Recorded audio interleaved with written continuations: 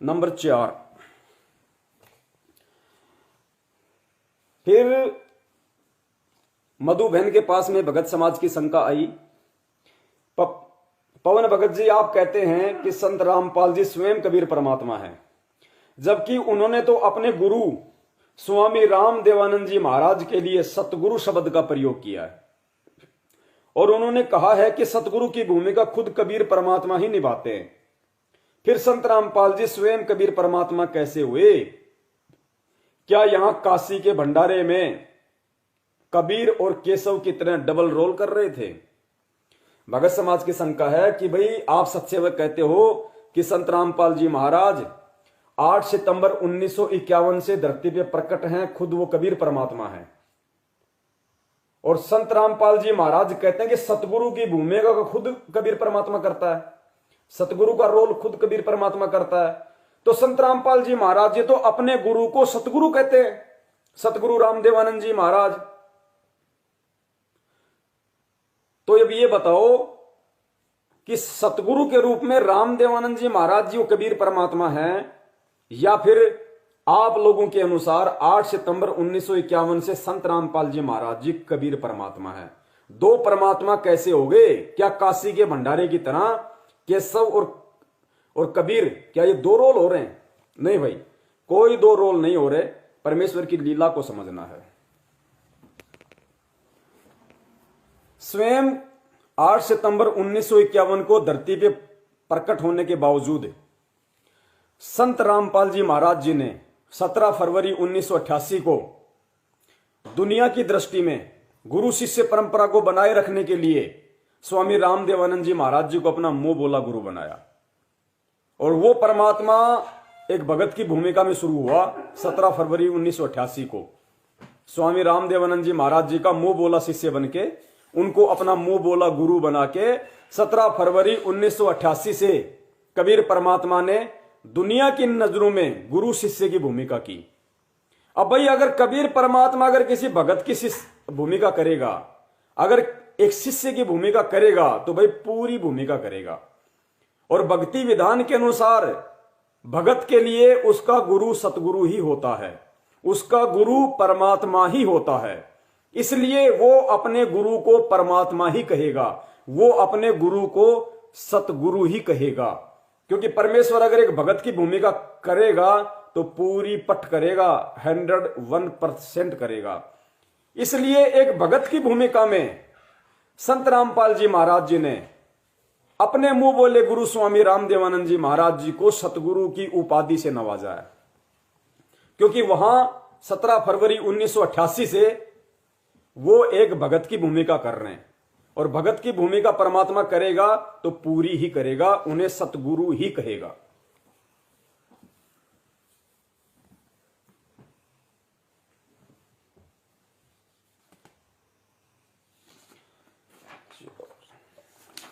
आखिरी पॉइंट है 5 नंबर, इसमें 4-5 सवाल हैं। सवाल नंबर 5, भगत समाज का फिर मधु बहन के पास में सवाल आया। सत्साई पवन भगत जी, अन्य कोई प्रमाण जिसे ये और पुख्ता हो सके कि कबीर परमात्मा सतगुरु रामपाल जी महाराज जी के स्वरूप में 8 सितंबर 1951 से धरती पर प्रकट हैं, और वास्तव में 17 फरवरी के दिन उनका बोध दिवस मनाने वाला भक्ति इतिहास में मूर्खों की श्रेणी में गिना जाएगा। इतने सबूत दिखा दिए, फिर भी भाई कह रहा है कि भाई और कोई ऐसा कोई सबूत दो, ऐसा और कोई ठोस कोई प्रमाण दो जिससे ये हमारे को पूरा ये पुख्ता हो जाए कि 8 सितंबर 1951 से धरती पे सतगुरु रामपाल जी महाराज जी के स्वरूप में कबीर परमात्मा मौजूद है, और वास्तव में 17 फरवरी को उनका बोध दिवस मनाने वाला दुनिया का सबसे बड़ा मूर्ख इंसान होगा। देखो भगत जी, परमेश्वर ने दया की है, जरूर आपका पेटा भरेंगे। देखिए कुछ पॉइंट हैं, कुछ निष्कर्ष सतगुरुदेव जी के आशीर्वाद से हमने सत्संगों से निकाले हैं, वो आपके सामने हम रख रहे हैं। मानना या ना मानना ये आपके अपने विवेक के ऊपर है। देखिए, अगर संत रामपाल जी महाराज 8 सितंबर 1951 से स्वयं कबीर परमात्मा ना होकर अगर एक जीव श्रेणी में है, आप और हमारी तरह हैं, और यदि सतलोक से भेजी गई कोई आत्मा है जैसा कि गुरु जी कहते हैं कि मैं तो कबीर परमात्मा का भेजा हुआ संत हूं, मैं तो उनका भेजा हुआ दूत हूं, मैं तो उनका भेजा हुआ दास हूं, आप आत्माओं को जगाने के लिए आया हूं। तो यदि संत रामपाल जी महाराज सतलोक से भेजी गई कोई आत्मा है तो पुण्यात्माओं विचार करना, परमेश्वर की एक वाणी है कि पृथ्वी ऊपर पग जो धारे वो करोड़ जीव एक दिन में मारे। पृथ्वी के ऊपर एक इंसान सुबह रोजी रोटी के लिए निकलता है और शाम को अपने घर से आता है वापस, तो परमात्मा कहते हैं 1 करोड़ जीवों की हत्या का पाप बोझ अपने सिर पे रख के लाता वो सारा दिन में। पृथ्वी ऊपर पग जो धारे करोड़ जीव एक दिन में मारे। अगर संत रामपाल जी महाराज एक सामान्य व्यक्ति होते, एक सामान्य इंसान होते,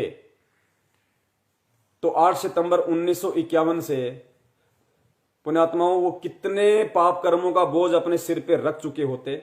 और एक जीव जिसके सिर पे अनगिनत पाप कर्मों का बोझ हो, वो दूसरों को नाम उपदेश देके कैसे उनका बोझ कम कर सकता है, कैसे उनका बोझ हल्का कर सकता है, जबकि नाम देने वाले के यानी सामने जो कोई उनका भगत बनेगा, शिष्य बनेगा, उसके पाप कर्म उल्टा उसके सिर पे आ जाते हैं। शिष्य पार तभी तो होगा ना जब शिष्य के पाप कर्म हल्के होंगे। तो शिष्य के पाप कर्म कौन ले रहा अपने ऊपर नाम देके? गुरु।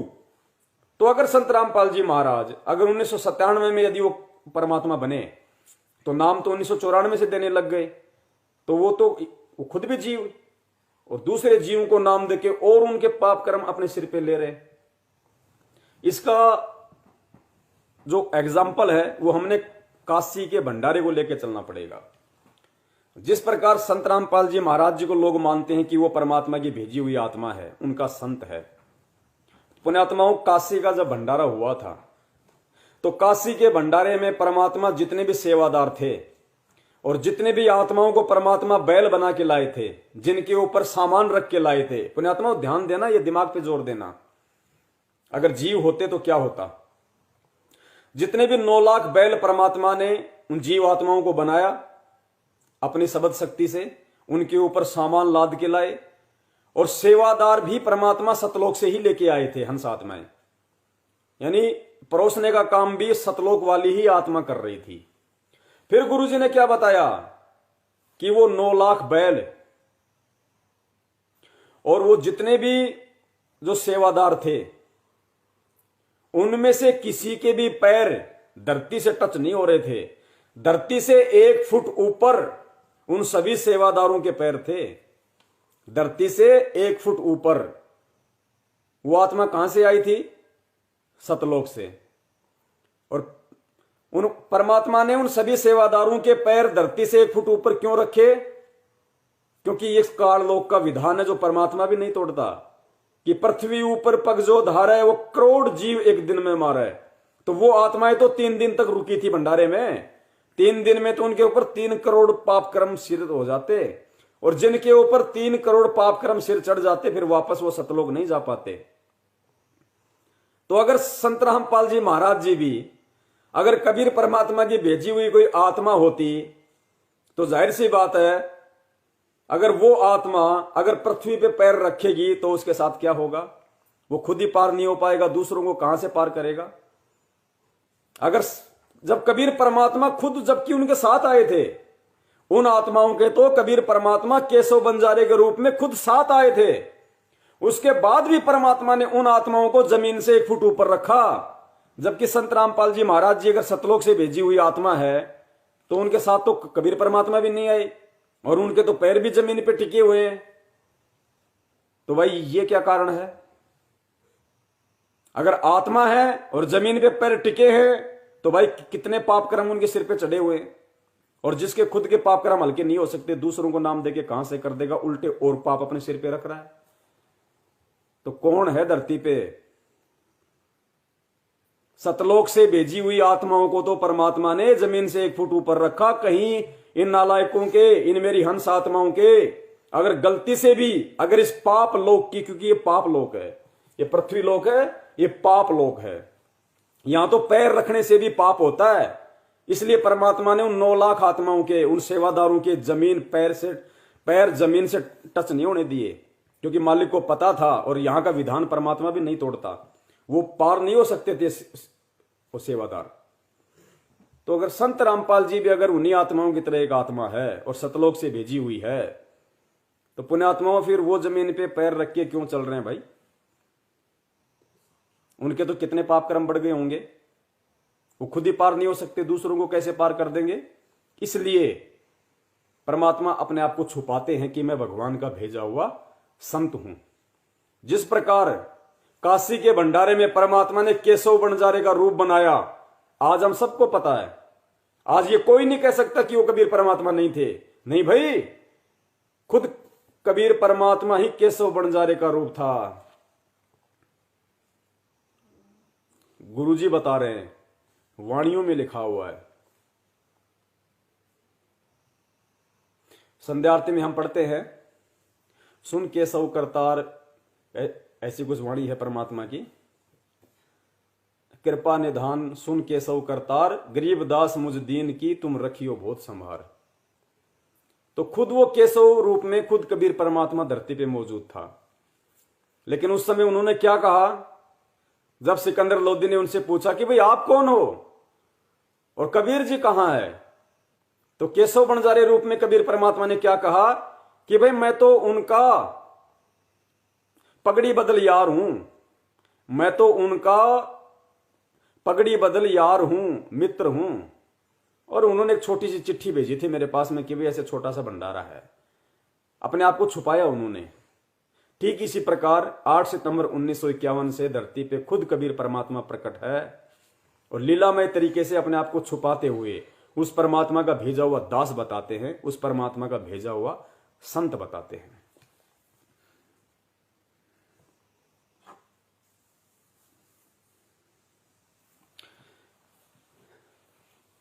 दूसरी बात, जो आत्माएं 17 फरवरी को बौद्ध दिवस मनाने की तैयारी कर रही हैं, या जो अपनी अज्ञानता में, मूर्खता में बौद्ध दिवस मनाने की सोच रही हैं, तो उन पुण्यात्माओं से दास की हाथ जोड़ के विनती है, एक पॉइंट पे जरा विचार कर लेना, अगर आपकी आंखें खुल जाएं तो।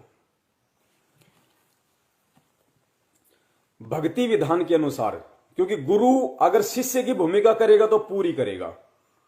संत रामपाल जी महाराज जी ने अगर शिष्य की भूमिका की तो पूरी की, भगत की भूमिका की तो पूरी की, और आज अगर सतगुरु की भूमिका कर रहे हैं तो पूरी भूमिका कर रहे हैं कि इन आत्माओं को सतलोक भेज के छोड़ूंगा, चाहे मेरे साथ में कुछ भी हो जाए, चाहे जेल जाऊं, चाहे फांसी लगे। पूरी भूमिका निभा रहे हैं। और 17 फरवरी 1988 से सन 1994 तक उन्होंने जो भगत की भूमिका की, वो भी पूरी भूमिका की। और भगत की भूमिका में गुरुजी हमें सत्संगों में बताते हैं कि गुरु मानुष कर जानते ते नर कहिए अंध, और वह दुखी संसार में आ गए यम के फंद। और फिर गुरुजी ने बताया कि गुरु गोविंद दो नहीं भाई, दो समझे वो दो जग जाई। कि जो अपने गुरु को भगवान नहीं मानता, जो अपने गुरु को परमात्मा नहीं मानता, वो नरक में जाता, वो पाप आत्मा। तो 17 फरवरी 1988 को दादा गुरुदेव जी से नाम दीक्षा लेके सांसारिक दृष्टि में उन्होंने स्वामी रामदेवानंद जी महाराज जी को अपना गुरु बनाया, सतगुरु बनाया। पुण्यात्मा ध्यान देना इन पॉइंटों पे। खुद कबीर परमेश्वर ने 8 सितंबर 1951 के दिन संत रामपाल जी महाराज जी के रूप में धरती पे प्रकट होके 17 फरवरी 1988 को दुनिया की दृष्टि में दिखावे में अपना मुंह बोला गुरु बनाते हुए 17 फरवरी 1988 को स्वामी रामदेवानंद जी महाराज जी से नाम दीक्षा ली, उनको अपना गुरु बनाया, सतगुरु बनाया। अब उनको अपना गुरु बना लिया तो खुद एक भगत हो गए, यानी परमात्मा भगत की भूमिका में, तो भगत की भूमिका परमात्मा पूरी निभाएगा। अब गुरुजी ने स्वामी रामदेवानंद जी महाराज जी को भगत की भूमिका में अपना परमात्मा मान लिया, जबकि वो जीव श्रेणी में थे, वो अंतर्यामी थे।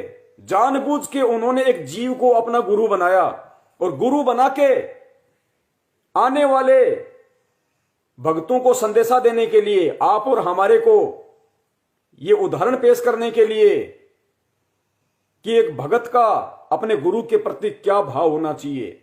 एक भगत जब तक अपने गुरु को सतगुरु मान के नहीं चलेगा, अपने गुरु को परमात्मा तुल्य मान के नहीं चलेगा, भगवान मान के नहीं चलेगा, तब तक वो शिष्य पार नहीं हो सकता। जबकि स्वामी रामदेवानंद जी महाराज जी तो खुद एक जीव थे, वो सतगुरु नहीं थे, फिर भी संत रामपाल जी महाराज जी ने भगत बनकर भगत की भूमिका में आप और हमें आज ये दिखाया कि अगर भगत हो तो अपने गुरु को भगवान मानो, और अपने गुरु को भगवान मानने के चलते, अपने गुरु को सतगुरु मान के, भगवान मान के, परमात्मा मान के, पुण्यात्माओं संत रामपाल जी महाराज जी ने, जो उनका गुरु स्वामी रामदेवानंद जी महाराज एक जीव श्रेणी का व्यक्ति, लेकिन भगत की भूमिका में उन्होंने उनको परमात्मा मान लिया। और संत रामपाल जी महाराज जी ने कभी भी अपने गुरु का बोध दिवस नहीं मनाया, कभी भी स्वामी रामदेवानंद जी महाराज जी का बोध दिवस नहीं मनाया, जबकि वो तो जीव श्रेणी में थे। उनको तो खुद संत रामपाल जी महाराज जी ने ज्ञान करवाया, लेकिन फिर भी क्योंकि संत रामपाल जी महाराज जी भगत की भूमिका में थे, उन्होंने अपने गुरु का बोध दिवस मनाकर अपनी अज्ञानता का जग में ये प्रमाण नहीं दिया, मूर्खता का जग में सबूत पेश नहीं किया कि मैं भगत हूं और मेरा गुरु चाहे जो हो लेकिन मेरे लिए परमात्मा है। मैं भगत हूं तो मुझ भगत के लिए मेरा गुरु भगवान है। और संत रामपाल जी महाराज जी ने, उनका गुरु एक जीव श्रेणी में होते हुए भी, परमात्मा तो बहुत दूर की बात है, लेकिन उन्होंने परमात्मा मान लिया। और संत रामपाल जी महाराज जी ने कभी भी उनका बोध दिवस नहीं मनाया। और पुण्यात्माओं, हमें तो साक्षात कबीर परमात्मा गुरु रूप में मिला हुआ है। संत रामपाल जी महाराज साक्षात कबीर परमेश्वर है, तो हम उनका बोध दिवस कैसे मना सकते हैं? ये गुरु जी ने एक पॉइंट छोड़ा हमारे लिए, हम आत्माओं को समझाने के लिए, ताकि हम काल के जाल में ना फंसें। कि बच्चों, मैंने 17 फरवरी 1988 को स्वामी रामदेवानंद जी महाराज जी को अपना मुंह बोला गुरु बनाया, जबकि मुझे पता था कि ये जीव है तुम्हारे जैसा, लेकिन मैंने गुरु बनाया। और गुरु बनाया तो मैंने गुरु की भूमिका पूरी निभाई। मैंने उस जीव को भी परमात्मा मान लिया, और मैंने कभी भी उनका बोध दिवस नहीं मनाया कि मेरे गुरु को किसी ने ज्ञान दिया होगा, या मेरे गुरु को तो पहले कुछ मालूम ही नहीं था। उन्होंने कभी भी ये साबित नहीं किया। उन्होंने सतगुरु बोला, सतगुरु कि ना सतगुरु जननी जने जाके माना बाप, जबकि उनका तो जन्म मां के गर्भ से हुआ था। फिर भी संत रामपाल जी महाराज जी ने अपने गुरु का कभी भी बोध दिवस नहीं मनाया। तो पुण्यात्माओं, हम क्यों मूर्खता करने जा रहे हैं 17 तारीख को? अरे हमें तो जिंदा जोगी जगत गुरु मिला हुआ है। जिंदा जोगी जगत गुरु खुद कबीर परमात्मा हमारा गुरु है, संत रामपाल जी महाराज के रूप में, जो पूरी दुनिया को ज्ञान देने के लिए आता है। तो पुण्यात्माओं, हम ये गलती कैसे कर सकते हैं जब हमारे खुद के गुरु ने एक भगत की भूमिका में अपने गुरु का कभी बोध दिवस नहीं मनाया? तो पुण्यात्माओं, हमारे सिर में क्या भूसा भरा पड़ा है कि हम अपने गुरु का बोध दिवस मनाएंगे और 17 फरवरी को उनका बोध दिवस मना के दुनिया के सामने हम अपनी अज्ञानता और मूर्खता का प्रमाण दें, अपने गुरु को जीव श्रेणी का साबित करें? एक तरफ तो हम कहते हैं कि मेरे गुरु से बड़ा कोई महाज्ञानी नहीं, कोई तत्वज्ञानी नहीं, और उनका बोध दिवस मना के हम ये खुद साबित कर रहे हैं कि मेरे गुरु जी को तो 1988 से पहले कहेगा भी नहीं पता था। पुण्यात्मा पॉइंट है, ये परमात्मा ने जानबूझ के पॉइंट छोड़े, नहीं तो वो भी बोध दिवस मना सकते थे। उन्होंने नहीं मनाया इस समय के लिए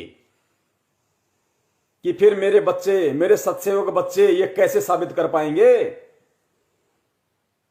तो पुण्यात्माओं, ये गलती हमने नहीं करनी। भूल के भी अगर बोध दिवस मना दिया 17 तारीख को, तो समझो आपने अपने गुरु को जीव श्रेणी में लाके खड़ा कर दिया। उसी दिन आपकी मौत है, जीते जी आपकी मौत है। अगला पॉइंट,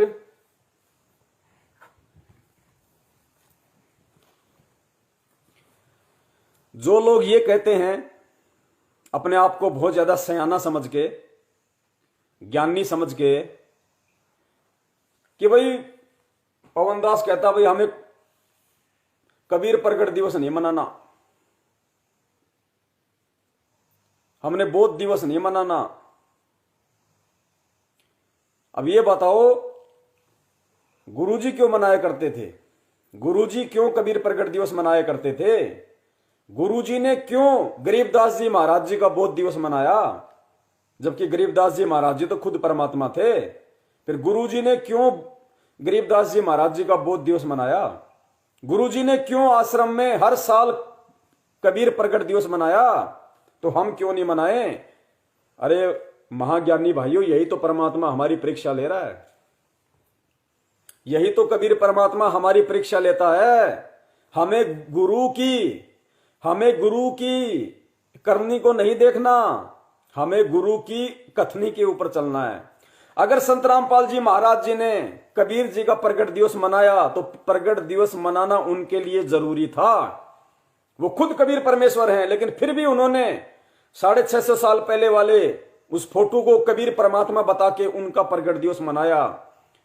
क्यों मनाया? क्योंकि अगर वो खुद कहे कि मैं कबीर परमात्मा हूं तो हम कोई यकीन नहीं करते। और सतगुरु रामपाल जी महाराज जी ने अपने आप को सतगुरु की भूमिका में, संत की भूमिका में इस दुनिया के सामने इन 33 करोड़ देवी देवताओं की ये जो व्यर्थ की हम जो पहले जो भक्ति विधि कर रहे थे, हम जो इनको भगवान मान के बैठे हुए थे, इन सबसे पीछा छुड़वाने के लिए उस कबीर परमात्मा संत रामपाल जी महाराज ने खुद एक संत बन के कबीर जी को परमात्मा साबित करना जरूरी था। उस फोटो को दिखा के कि देखो ये है कबीर भगवान जो 650 साल पहले लहर तारा तालाब पे प्रकट हुए थे शिशु रूप में। संत रामपाल जी महाराज जी की ये मजबूरी समझ लो या ये जरूरी समझ लो, उनको कबीर जी की फोटो के हिसाब से कबीर जी को भगवान बताना जरूरी था। अगर वो वेदों से, कुरान से, पुराण से, गीता जी से उस फोटो को दिखा के अगर उनको कबीर परमात्मा साबित ना करते तो पुण्यात्माओं आज हम ब्रह्मा विष्णु महेश की भक्ति कैसे छोड़ते? आदमी दूसरी सीढ़ी पे उस समय चढ़ता है जब उसको ऊपर कोई सीढ़ी दिखाई देती है, नीचे की सीढ़ी को आदमी उस समय छोड़ता है जब ऊपर उसको कोई सीढ़ी दिखाई देती है। अगर संत रामपाल जी महाराज जी कबीर जी को भगवान ना बताते, 650 साल पहले वाली फोटो ना दिखाते, तो हम कभी भी ये नीचे की भक्ति नहीं छोड़ सकते थे। इसलिए संत की भूमिका में, सतगुरु की भूमिका में उनके लिए कबीर प्रकट दिवस मनाना जरूरी था और वो अंत तक मनाते रहेंगे। लेकिन संत रामपाल जी महाराज जी ने कभी अपने भगत से ये नहीं कहा कोई भी उनका सत्संग दिखा देना, कोई भी उनकी वाणी दिखा देना। संत रामपाल जी महाराज जी ने खुद कबीर प्रकट दिवस मनाया, खुद गरीबदास जी महाराज जी का बोध दिवस मनाया, लेकिन संत रामपाल जी महाराज जी ने अपने किसी भी भगत को कभी भी ये नहीं कहा कि बच्चों तैयारी करो, कबीर प्रकट दिवस आ रहा है, हम कबीर प्रकट दिवस मनाएंगे। बच्चों तैयारी करो, गरीबदास जी महाराज जी का बोध दिवस आ रहा है, हम गरीबदास जी महाराज जी का बोध दिवस मनाएंगे। ये पॉइंट है। कभी नहीं कहा संत रामपाल जी महाराज जी ने अपने किसी भी भगत को, ना सतलोक आश्रम मैनेजमेंट को कहा, ना कभी अपने सत्संगों में कहा कि बच्चों 17 जून को कबीर साहिब जी का प्रकट दिवस आ रहा है, तैयारी करो, हम कबीर प्रकट दिवस मनाएं। कभी नहीं कहा उन्होंने ये कहा कि अगला सत्संग कबीर प्रकट दिवस के उपलक्ष्य में होगा। अगला 7 दिवसीय सत्संग गरीबदास जी महाराज जी के बोध दिवस के उपलक्ष्य में होगा। उन्होंने मनाने के लिए नहीं कहा कभी। ये मनाने का ठेकेदारी सतलोक आश्रम मैनेजमेंट हरियाणा ने ले रखी थी। ये लोग मनाया करते थे और इनके पीछे ये लाखों की मूर्ख संगत पीछे पीछे हो लिया करती थी, क्योंकि सतलोक आश्रम मैनेजमेंट हरियाणा ने, गुरुजी के परिवार वालों ने तो कभी गुरुजी को परमात्मा वाली दृष्टि से देखा ही नहीं, कभी उनको गुरु ही नहीं माना। कबीर परमात्मा मानना तो बहुत दूर की बात है। इसलिए ये लोग खुद कबीर प्रकट दिवस की तैयारियां करते थे, खुद ये मनाया करते थे, क्योंकि ये गुरुजी को कबीर नहीं मानते थे, ये कबीर केवल उस फोटो को मानते थे। जबकि गुरुजी ने कभी नहीं कहा कि बच्चों जून का महीना आ रहा है, हमें कबीर प्रकट दिवस मनाना है, कभी नहीं कहा गुरुजी ने। गुरुजी ने हमेशा सत्संगों में आप देख लेना, कबीर प्रकट दिवस से पहले जो सत्संग हुए होंगे उस सत्संग में परमात्मा ने यही कहा कि बच्चों अगला जो 7 दिवसीय सत्संग होगा या 3 दिवसीय सत्संग होगा वो कबीर प्रकट दिवस के उपलक्ष्य में होगा। अगला जो सत्संग होगा वो गरीबदास जी महाराज जी के बोध दिवस के उपलक्ष्य में होगा। मनाने के लिए किसी को नहीं कहा। पुण्यात्माओं, अब ये खत्म हो जाएगा धीरे धीरे। अब धरती पे वर्तमान में वो आत्माएं हैं जिनको सतलोक की चाह है, जो परमात्मा की विशेष पुण्य आत्माएं हैं, जो दूध और पानी को मिले हुए को छान लेंगी, सतगुरु और संत में से सत साहिब को निकाल लेंगी। अब परमेश्वर जब आएंगे तो परमेश्वर के सामने ये कोई बाधा नहीं रहेगी, ना शास्त्र दिखाने की, ना कबीर प्रगट दिवस मनाने की, ना किसी का बोध दिवस मनाने की। जिसने मनाना है मनाते रहो, और जिसने सतलोक जाना है वो ज्ञान को आधार बनाते रहो। तो पुण्यात्माओं, ये हमारा विषय था, और परमेश्वर दया करें हम सभी पे, परमात्मा इसी तरीके से फेसबुक पे या अन्य किसी भी सोशल मीडिया के मंच के माध्यम से परमात्मा साध संगति की दया हम पे करते रहें, और ऐसे ही साध संगति के माध्यम से जो नए नए टॉपिक हैं, नए नए विषय हैं, नए नए परमेश्वर के संकेत हैं, इशारे हैं, वो भगत समाज के सामने आते रहें। हम सबकी आत्मा ऐसे ही गदगद होता रहे, हम सबका विश्वास अपने भगवान पे, अपनी भक्ति पे, अपने गुरु पे इसी तरीके से बढ़ता रहे, दृढ़ होता रहे। और देखो पुण्यात्माओं, कोई भी आदमी कबीर साहिब जी का बोध दिवस नहीं मनाता। अगर कबीर साहिब जी का बोध दिवस मनाता हो तो मुझे बता दो। अरे उन्होंने भी तो दीक्षा ली थी ना स्वामी रामानंद जी से, उन्होंने भी तो दीक्षा ली होगी। अगर कबीर जी के लहर तारा तालाब पे प्रकट होने का दिन अगर किसी को याद है तो रामानंद जी से नाम दीक्षा लेने वाला दिन भी याद होगा। तो ये बताओ, कबीर साहब का बोध दिवस क्यों नहीं मनाते? जो व्यक्ति कबीर साहब का प्रगट दिवस मनाते हैं वो कबीर साहब का बोध दिवस क्यों नहीं मनाते? क्योंकि उन्हें अच्छे से पता है कि कबीर साहब जी को कोई बोध नहीं करा सकता, कबीर साहब जी को कोई ज्ञान नहीं करा सकता, इसलिए आज उनका कोई बोध दिवस नहीं मनाता। लेकिन संत रामपाल जी महाराज जी का मना रहे हैं, यही सबसे बड़ी गलती कर रहे हैं, क्योंकि हम संत रामपाल जी महाराज जी को कबीर परमात्मा नहीं मानते, इसलिए हम उनका बोध दिवस मनाने की सोच रहे हैं। वरना कबीर साहब का बोध दिवस क्यों नहीं मनाते भाई? क्योंकि पता है कि वो कबीर जी थे भाई, खुद वो परमात्मा था वो कबीर साहब, और उन्होंने तो रामानंद जी को मुंह बोला गुरु बनाया था, और कबीर जी को भाई कौन ज्ञान करा देगा? वो तो जगत गुरु थे। पुण्यात्माओं, वो जगत गुरु, वो कबीर परमात्मा, जिस दिन आप अपने गुरु संत रामपाल जी महाराज जी को मान लोगे ना, उस दिन तो आप भगत बनोगे, भगत। अभी ये मत सोचो कि आपकी भक्ति शुरू हो गई है।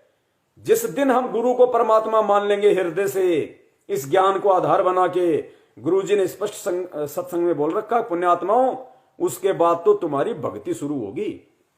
आज तक तो बस वैसे चल रहा है मामला, डब्बा डोल। जब तक हम गुरु को परमात्मा नहीं मानेंगे तब तक तो हमारी भक्ति भी शुरू नहीं होती। तो जितने भी मेरे भाई बहन जो लाइव जुड़े हुए हैं, चाहे 2014 के बाद वाले उपदेशी हों, चाहे 2014 से पहले वाले हों, आप सभी से दास की करबद्ध विनती है। दास का काम केवल सतगुरुदेव जी के आशीर्वाद से, उनकी प्रेरणा से आप जी तक ये सत संदेशा पहुंचाने का था। उसके बाद पुण्यात्माओं आपकी अपनी मर्जी है, क्योंकि हम कोई सतलोक आश्रम मैनेजमेंट हरियाणा की तरह काल एजेंट नहीं है, हम कोई तानाशाह व्यक्ति नहीं है कि हम जबरदस्ती हम किसी से कोई बात को मनवाएं, और अगर कोई आनाकानी करे तो फिर हम उनको डराएं धमकाएं कि तेरा नाम खंड हो जाएगा, गुरुजी का आदेश है, बीजेपी को वोट नहीं देगा फिर जिंदगी में तेरा नाम ही शुद्ध नहीं होगा, तेरे को आश्रम में नहीं घुसने दिया जाएगा। पुण्यात्माओं, ये भक्ति मार्ग है। परमेश्वर ने आत्मा को स्वतंत्र छोड़ा हुआ है। जब परमेश्वर अपनी आत्मा के ऊपर किसी प्रकार का कोई दबाव नहीं देते तो पुण्यात्माओं, हम परमेश्वर की आत्माओं पे, अपने भगत भाई बहनों पे दबाव देने वाले कौन है? इस आत्मा को परमात्मा ने सतलोक में भी स्वतंत्र छोड़ रखा था, इस आत्मा को परमात्मा ने आज भी स्वतंत्र छोड़ रखा है। अगर सतलोक में परमात्मा ने यदि आत्मा पे कोई पाबंदी लगाई होती तो हम काल के साथ यहां नहीं आ पाते, लेकिन सतलोक में परमात्मा ने हमें स्वतंत्र रखा हुआ था। परमात्मा ने हमें यही कहा था कि पुण्यात्माओं, जो जो इसके साथ में जाना चाहता है वो अपनी स्वीकृति दे दे। तो जिसने स्वीकृति दी उसी को परमात्मा ने यहां भेजा है, अन्यथा किसी को नहीं भेजा परमात्मा ने। तो सतलोक में भी परमात्मा ने इस आत्मा को स्वतंत्र रखा हुआ है, और आज भी परमात्मा ने इस आत्मा को स्वतंत्र रखा हुआ है। भाई जिसके ज्ञान समझ में आए वो आदमी भक्ति करो, वो आदमी इस पंथ में रुको, जो आदमी नियम निभा सके, जो मर्यादा निभा सके, वो आदमी इस पंथ में रहो, इस पंथ में जुड़ो, अन्यथा आप यहां से जा सकते हो, आपकी यहां इस पंथ में कोई आवश्यकता नहीं है। अगर परमात्मा दबाव दे तो उससे बड़ा फिर समर्थ कौन, परमात्मा से बड़ा शक्तिशाली कौन? वो तो गर्दन पकड़ के 2 मिनट में सीधा कर दे। लेकिन ये मार्ग पुण्यात्मा दबाव का नहीं है, ये मार्ग ज्ञान आधार का है। और ये कलयुग की पिछली पीढ़ी परमात्मा ने स्पेशली ज्ञान आधार के लिए ही चुनी है। जो आत्मा इस वक्त ज्ञान आधार नहीं बनाएगी, और जो आत्मा देखा देखी चलेगी, किसी को सीनियर भगत समझ के उसके पीछे लग जाएगी, किसी को गुरु जी का भाई समझ के उसके पीछे लगी रहेगी, किसी को गुरु की बेटी समझ के उसके पीछे लगी रहेगी, वो आत्मा कभी भी ज्ञान आधार नहीं बना सकती। और जो ज्ञान आधार नहीं बना सकता वो कभी भी सतलोक नहीं जा सकता। इसका हमें भी बड़ा दुख है, हमें भी बड़ा खेद है। इसलिए हम सतगुरुदेव जी के निमित्त होके, उन्हीं के आशीर्वाद से, उन्हीं की प्रेरणा से एक छोटा सा हमारा ये प्रयास है, परमात्मा की आत्माओं तक हमें संदेशा पहुंचा सकें, उन्हें परमात्मा की यथार्थ जानकारी दे सकें कि जिस सतगुरु रामपाल जी महाराज जी ने कबीर जी को भगवान साबित किया है, तो साबित करने वाला कौन है? कबीर जी को साबित कौन कर सकता है? कबीर जी को स्वयं कबीर ही साबित कर सकता है, और कबीर को कबीर साबित करने वाला दुनिया में और कोई नहीं है। तो पुण्यात्माओं, इस धोखे में ना रहना। ना तो आपने 17 फरवरी को सतगुरु रामपाल जी महाराज जी का बोध दिवस मनाना है, और ना ही सतगुरु रामपाल जी महाराज जी के पृथ्वी पे रहते सहते आपने कभी भी जून के महीने में या मार्च के महीने में जब भी आता है कबीर प्रगट दिवस नहीं मनाना।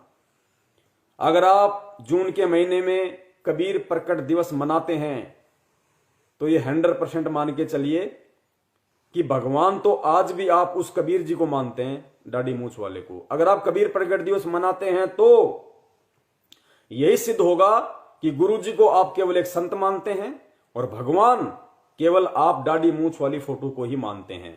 और इस वक्त जो प्राणी संत रामपाल जी महाराज जी का शिष्य होके संत रामपाल जी को केवल एक संत मानेगा, और भगवान यदि वो कबीर जी को देखेगा, वो शिष्य कभी जिंदगी में पार नहीं हो सकता। इसलिए हमने कबीर प्रकट दिवस नहीं, हमने 8 सितंबर को केवल सतगुरु प्रकट दिवस ही मनाना है। तो जितना हो सके संदेश आप अपने भाई बहनों तक पहुंचाओ। दास की जो सेवा है, दास अपनी तन मन धन से पूरी निभा रहा है, ताकि कल को परमेश्वर आए और परमेश्वर कहें कि बेटा जब तुझे सच्चाई का पता था, तुझे सारी बातों का पता था, तो तू कैसे चुपचाप बैठ गया? तूने कैसे अपने भगत भाई बहनों को ये बातें नहीं बताई, ये संदेशा नहीं पहुंचाया, जब मैंने तुझे प्रेरणा देके ये सारे सबूत, ये सारे संदेशे तेरे पास भिजवा दिए थे। तो पुण्यात्माओं, मैं हर स्थिति में परम पूज्य सतगुरु रामपाल जी महाराज जी के आगमन पर उनके समक्ष मैं दोषी नहीं बनना चाहता। इसलिए मैं अपनी सेवा कैसे भी मैं समय निकालूं, अपनी व्यस्त अपनी जिंदगी में से, अपनी दिनचर्या में से मैं अपना समय जरूर निकालूंगा। चाहे इसके लिए मुझे कोई अपने काम में घाटा हो, चाहे अपने परिवार में कोई घाटा हो, उसकी दास को कोई परवाह नहीं है। लेकिन परमेश्वर की जो सेवा है वो दास के लिए प्रथम है, सबसे ऊपर है, सर्वोत्तम है। उसके लिए दास किसी प्रकार का कोई समझौता नहीं करेगा। आप सभी पुण्यात्माएं, ये आपका अपना डिसीजन होगा, आपका अपना निर्णय है कि मुझे जो सेवा दे रखी है मैं कर रहा हूं। आपको जिस सेवा जो परमेश्वर ने दी हुई है, इन वीडियो को आगे से आगे शेयर करने की, व्हाट्सएप पे, फेसबुक पे, इंस्टाग्राम पे, ट्विटर पे, या अन्य जिस भी भगत भाई बहन के पास में, देखो कोई नाराज हो तो 1000 बार हो, आपने संदेशे देने पड़ेंगे पुण्यात्माओं। चाहे कोई नाराज हो तो हो, आप उसको भेजते रहो, एक दिन उसके जरूर वो सिर में बात वो टकराएगी उसके। और पुण्यात्माओं, ये जो सतलोक आश्रम मैनेजमेंट हरियाणा है, अभी बुरी तरह से बौखला गया है। संगत ज्ञान आधार से जाग रही है, साध संगति से जुड़ रही है, लाइव शंका समाधान से जुड़ रही है। यूट्यूब पे शंका समाधान नाम से वीडियो हैं, सैकड़ों हजारों उन पे वीडियो हैं, वो लोग देख रहे हैं। अब इन्होंने एक नया फरमान जारी कर दिया कि शंका समाधान नाम से जितने भी यूट्यूब चैनल है उन पे कॉपीराइट स्ट्राइक लगाओ। क्योंकि पुण्यात्माओं, हम सत्संग लाएं कहां से? हम भगत समाज को समझाने के लिए गुरु जी के सत्संगों को आधार बनाते हैं, गुरु जी के सत्संगों का हम सहारा लेते हैं। अब गुरु जी के सत्संग इन लोगों ने पहले से, मैनेजमेंट वालों ने अपने यूट्यूब चैनलों पे डाल रखे हैं। अब हम कहां से लाएं? हमें मजबूरन इनके यूट्यूब चैनलों से वो गुरु जी के सत्संग उठाने पड़ते हैं भगत समाज को समझाने के लिए। तो हम वो अपने यूट्यूब चैनलों पे डालते हैं, तो ये लोग वहां से हमारे यूट्यूब चैनलों पे कॉपीराइट स्ट्राइक लगवा देते हैं कि देखो इसने संत रामपाल जी महाराज जी के इस सत्संग को काम में लिया, इस सत्संग को पहले मैंने मेरे चैनल पे डाल रखा था, अब इन लोगों ने डाल दिया। तो यूट्यूब का एक सिस्टम है, वो कॉपीराइट स्ट्राइक लगा देती, वो चैनल बंद हो जाता है। ये इतने घटिया और इतने नीच व्यक्ति हैं, गुरुजी के सत्संगों पे कॉपीराइट स्ट्राइक लगवा रहे हैं। अपने आत्माओं, कॉपीराइट स्ट्राइक लगाने का मतलब होता है विरोध करना, उन सत्संगों का विरोध करना।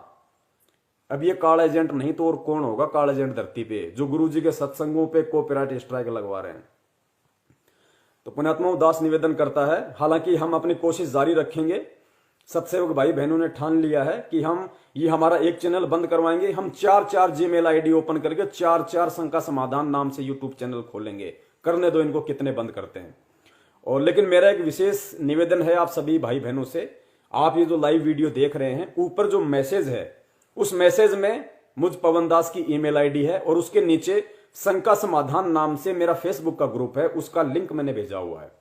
आप शंका समाधान नाम का जो फेसबुक का मेरा जो ग्रुप है, ऊपर जो फेसबुक में दिया हुआ है, ऊपर जो मैसेज में दिया हुआ है, आप उस पर क्लिक करके और फेसबुक का जो मेरा शंका समाधान का जो मेरा फेसबुक का जो ग्रुप है उसको आप जरूर ज्वाइन कर लें, क्योंकि फेसबुक ये लोग बंद नहीं करवा सकते और फेसबुक यूट्यूब से भी बड़ा प्लेटफॉर्म है।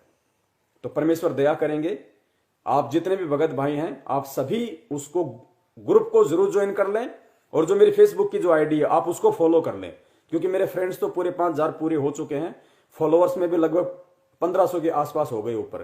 तो आप मेरी फेसबुक आईडी को फॉलो कर लें ताकि जब भी मैं लाइव आऊं, कभी अगर इमरजेंसी में भी अगर मेरे को लाइव आना पड़ा संडे के अलावा, तो अगर आपने मुझे फॉलो किया हुआ है तो ऑटोमेटिक आपके पास में संदेश पहुंच जाएगा लाइव का।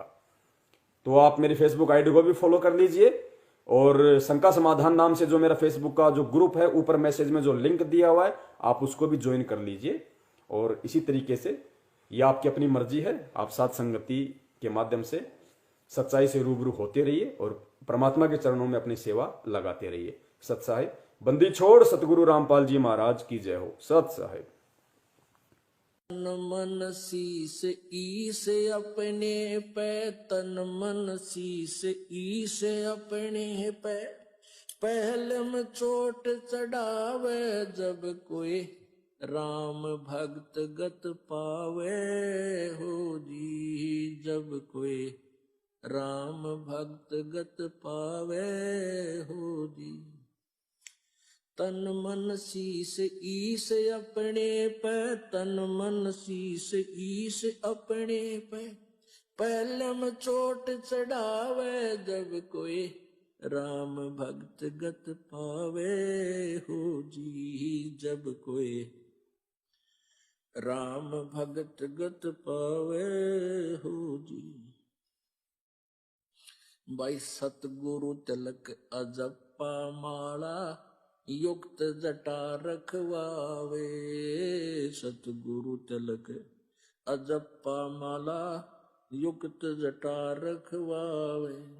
जत को पीन सत का चोला, भीतर बेख बनावे जब कोई राम भगत गत पावे हो जी, जब कोई राम भगत गत पावे हो जी।